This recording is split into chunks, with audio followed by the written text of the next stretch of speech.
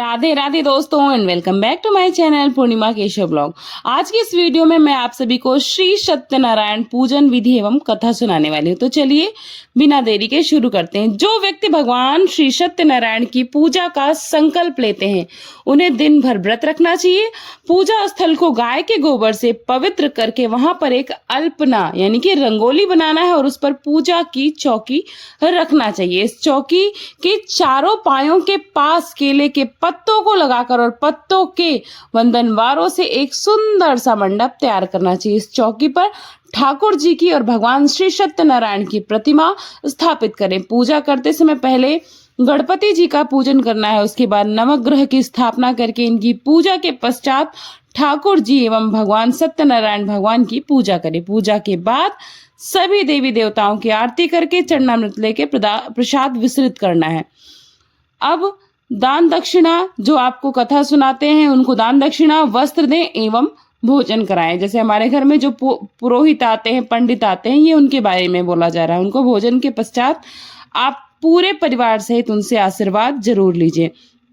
तो कथा शुरू करने से पहले मैं आप सभी को संक्षेप में जो जरूरी सामग्री वो बता देती हूँ। इसकी पूजा में केले के पत्ते, फल के अलावा पंचामृत, पंचगव्य, सुपारी, पान, तिल, मौली, रोली, कुमकुम, दुर्वा की आवश्यकता होती है। भगवान श्री सत्यनारायण की पूजा के लिए दूध, मधु, केला, गंगा जल, तुलसी पत्ता, मेवा, पंचामृत, ये सभी चीजें पंचामृत में मिलाकर तैयार करनी है जो भगवान जी को बहुत प्रिय है। इसके अलावा फल, मिष्ठान के अलावा आटे को भूनकर उसमें चीनी मिलाकर एक प्रसाद बनता है, वो भी भोग लगता है, जिसे पंजीरी कहते हैं। वो सवा में होनी चाहिए, नहीं सवाया, यानी सवा पाव, सवा किलो, जितना आपकी श्रद्धा, जितनी आपकी आस्था और सामर्थ्य हो। जब गृहस्थ को भगवान श्री सत्यनारायण की कथा करवानी हो तो इन सामग्रियों की व्यवस्था पहले से ही कर लेनी चाहिए।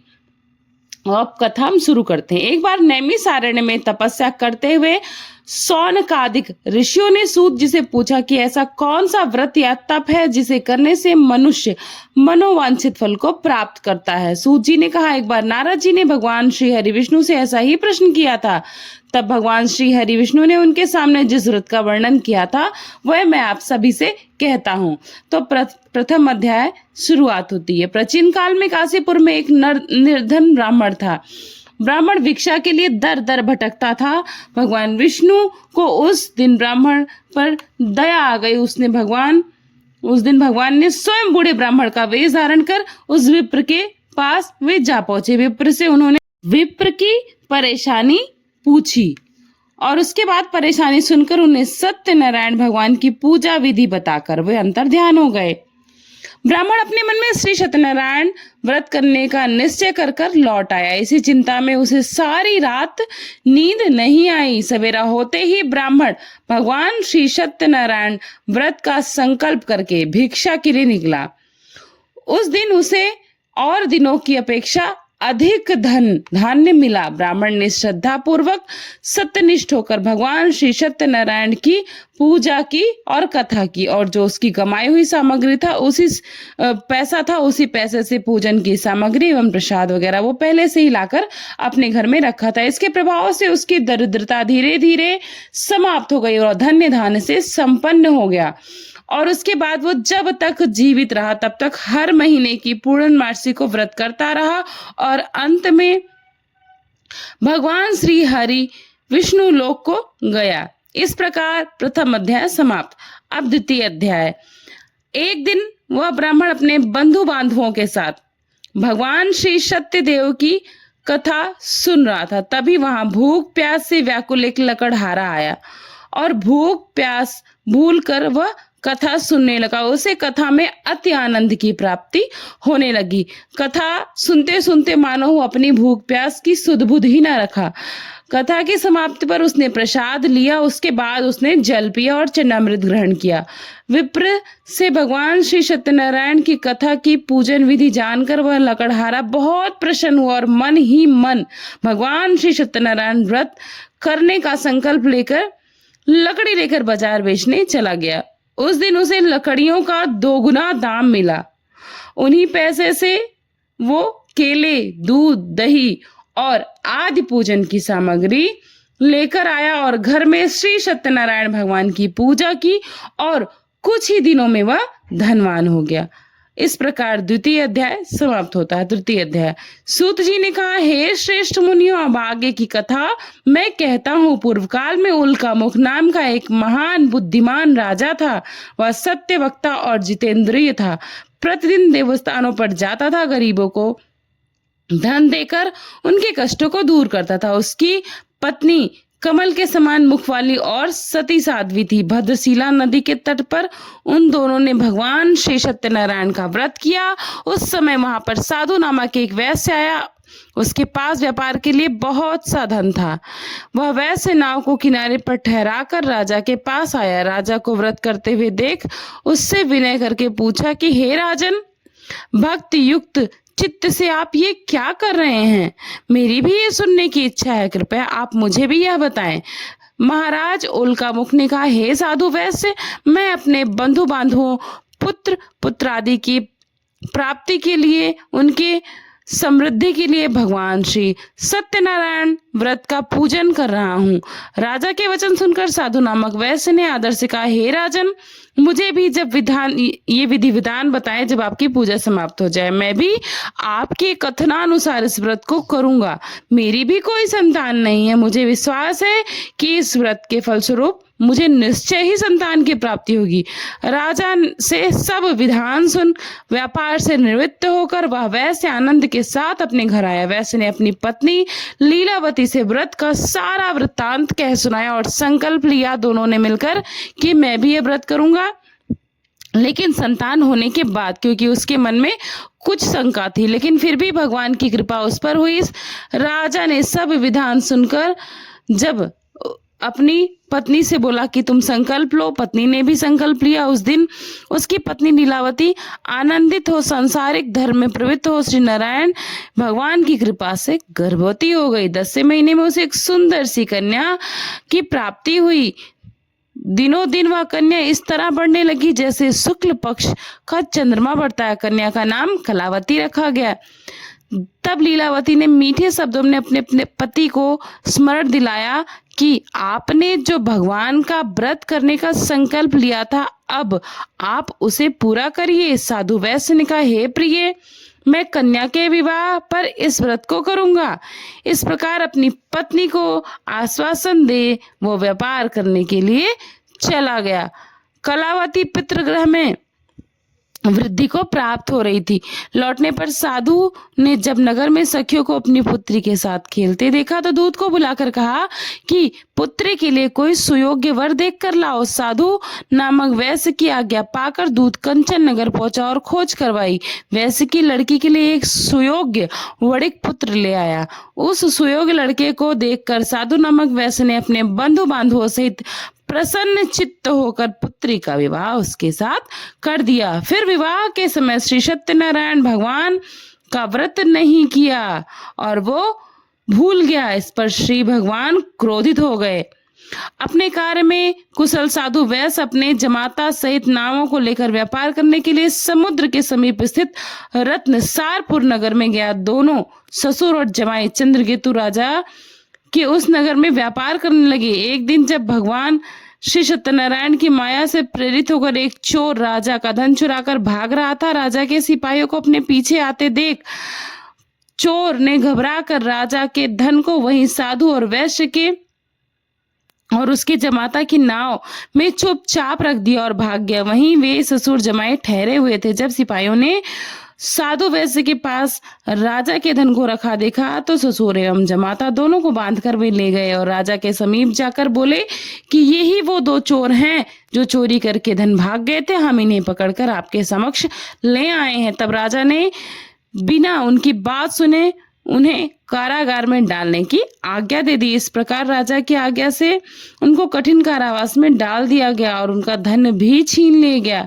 भगवान श्री सत्यनारायण के क्रोध के कारण साधु वैश्य की पत्नी लीलावती व पुत्री कलावती भी घर पर बहुत दुखी हुई। उनके घर में रखा धन चोर चुरा कर ले गए। शारीरिक, मानसिक पीड़ा और आर्थिक पीड़ा और इन सभी से वो भूख प्यास से अति दुखित होकर भोजन की चिंता में कलावती की एक कन्या एक ब्राह्मण के घर गई। वहां उसने ब्राह्मण को भी श्री सत्यनारायण व्रत करते देखा। उसने कथा सुनी और प्रसाद ग्रहण कर रात को घर आई और माता कलावती से पूछा, हे पुत्री, तू अब तक कहाँ रही?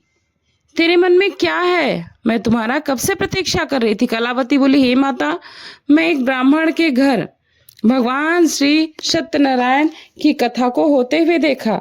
कन्या के वचन सुनकर श्री लीलावती को अपने पति की गलती पुनः याद आ गई।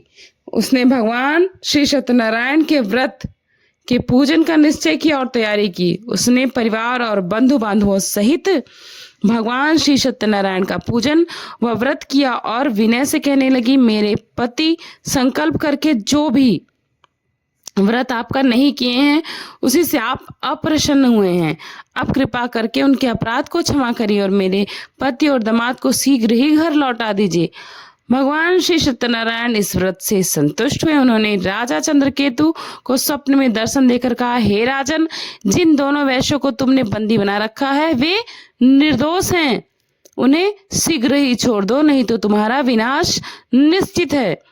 जो उनका धन तुमने ग्रहण किया है उसे लौटा दो, अन्यथा मैं तुम्हारा धन, राज, पुत्र, पुत्रादि सब कुछ नष्ट कर दूंगा। प्रातःकाल राजा चंद्रकेतु ने सभा में उनको बुलवाया और स्वप्न सुनाया और सैनिकों को आज्ञा दी कि दोनों वणिकों को कैद से मुक्त कर सभा में ले आए। दोनों को आते ही राजा ने प्रणाम किया। राजा ने कोमल वचनों से कहा, हे महानुभावों, तुम्हें भावी वश ऐसा कठिन दुख प्राप्त हुआ है। अब तुम्हें कोई भय नहीं, तुम मुक्त हो। इसके बाद राजा ने उनको नए नए वस्त्र आभूषण प्रदान किए। जितना धन लिया था उसका दोगुना कर कर आदर सहित उन्हें वापस लौटा दिया और आदर सहित विदा किया। ससुर और दामाद कारागार से मुक्त हुए। दोनों नौका लेकर अपने घर को चल दी। तभी भगवान सत्यदेव जी एक सन्यासी के वेश में उनके समीप आए और बोले कि तुम्हारी नौका में क्या है? तो साधु वणिक ने दंडी स्वामी से झूठ बोल दिया कि उनकी नौका में रत्नादि नहीं मात्र लता पाता है, यानी कि पत्ते हैं और फल फूल या पत्ते हैं। दंडी स्वामी ने कहा, ऐसा ही हो तथास्तु। स्वामी के चले जाने के बाद वणिक ने देखा कि नौका हल्की होकर ऊपर उठाई है। उसने यह देखकर बड़ा आश्चर्य हुआ। नौका में जब उन्होंने उठाकर देखा तो सचमुच लता पता भर गए थे। वो बेहोश होकर गिर पड़ा। दामाद ने दंडी स्वामी के पास जाकर क्षमा मांगी और भगवान प्रसन्न हो गए और उनकी नौका रत्नों से भर गई। और दंडी स्वामी ने उन्हें याद दिलाया कि उन्हें क्या करना चाहिए। उन दोनों ने वहीं श्री भगवान सत्यनारायण का व्रत किया, उनकी कथा श्रवण किया और अपने नगर के समीप पहुंचकर साधु वणिक ने लीलावती के पास अपने आने का समाचार भेजा। लीलावती उस समय कलावती के साथ भगवान श्री सत्यनारायण की कथा सुन रही थी। समाचार सुनते ही लीलावती ने कहा, मैं तुम्हारे पिता और पति का स्वागत करने के लिए जा रही हूँ, तुम भी प्रसाद लेकर शीघ्र ही आ जाना। कलावती अपने पिता और पति से मिलने के लिए दौड़ी। इस हड़बड़ी में भगवान का प्रसाद ग्रहण करना ही भूल गई। प्रसाद न ग्रहण करने के कारण उसके पिता और दामाद नाव सहित समुद्र में डूब गए। तभी आकाशवाणी हुई कि जिससे कलावती को अपनी भूल याद आ गई। वह दौड़ी दौड़ी घर आई, क्षमा याचना किया, भगवान का प्रसाद लिया और ग्रहण किया और इसके बाद नौका ऊपर आ गई। यह देखकर सभी प्रसन्न हुए। घर पहुंचकर सबने मिलकर सत्यनारायण का व्रत और पूजन किया। इस प्रकार तृतीय अध्याय समाप्त होता है। अब मैं आपको चतुर्थ अध्याय सुनाती हूँ। इसके पश्चात सूत जी बोले, एक समय राजा तुंगध्वज शिकार खेलने के लिए गया। वहां पर उसने देखा कि एक स्थान पर गोप बंधु भगवान श्री सत्यनारायण की पूजा कर रहे थे। राजसत्ता मत में तुंगध्वज ना तो पूजा स्थल पर गए और गोप बंधुओं के साथ प्रदत्त भगवान का प्रसाद ग्रहण किया, इसलिए उन्हें कष्ट भोगना पड़ा। जैसे ही राजा राजद्वार पहुंचे उन्हें मालूम हुआ कि उनके पुत्र पौत्रादि और धन संपत्ति नष्ट हो गई है। उसे न वह घटना याद आ गई और तुरंत ही वो वन की तरफ दौड़ा। श्री सत्य देव का पूजन किया। वहां पर जितने गोपीगण थे सबको बुलाया और पूजा का प्रसाद सबको वितरित किया और खुद भी ग्रहण किया। इसके बाद लौटा तो उसके मृत पुत्र पौत्र जीवित हो गए और उनकी सारी संपत्ति ज्यों की त्यों हो गए। भगवान श्री सत्यनारायण की पूजा और सत्य आचरण का उसने हमेशा के लिए व्रत ले लिया। सूत जी बोले, ये लोग श्री सत्यनारायण की पूजा से मृत्यु के पश्चात उत्तम लोक में गए और कालांतर में भगवान श्री हरि विष्णु की सेवा करके मोक्ष के भागी बने।